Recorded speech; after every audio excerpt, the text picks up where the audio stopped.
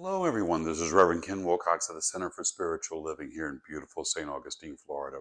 So, for my talk on Memorial Day, I wanted to talk about an American hero, and I did research and I found one that I kind of knew about, but not a lot about him. His name was Audie Murphy.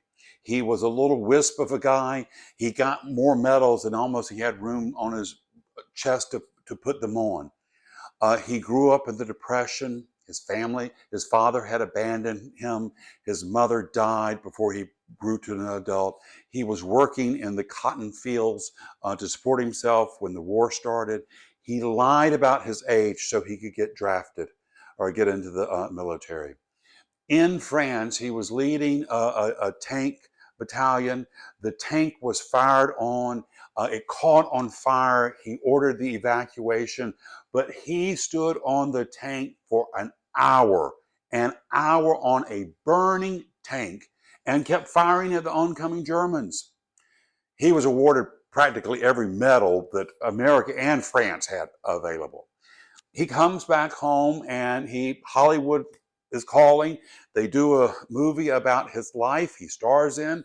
He then goes on and he starred in a lot of Western cowboy movies. And I think he even had a little television show. Unfortunately, they didn't know how to address post-traumatic stress at that time. At that time, men weren't supposed to have emotions. You were just supposed to bottle it up. And so he tried living with this post traumatic stress. They said he had to sleep with a loaded gun under his pillow. And later he got addicted to some really powerful sleeping medication. And it really sent him on a downward spiral.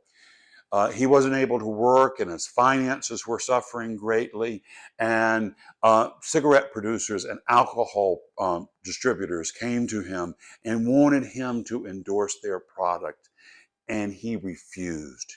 He says, there are too many kids who've watched me as a cowboy, seen me on television. I'm not going to give them the example of smoking or drinking alcohol. And he refused to do it even though he was in desperate need of money. You know, we honored him for standing on that tank for an hour while it was on fire shooting at oncoming Germans. But his real courage was in his refusal to do something that he knew was going to cause harm to little girls and boys who had looked up to him. That was his true heart of courage. And it's a great example for all of us. This is the truth in your life today. It's the truth in mine. And so it is.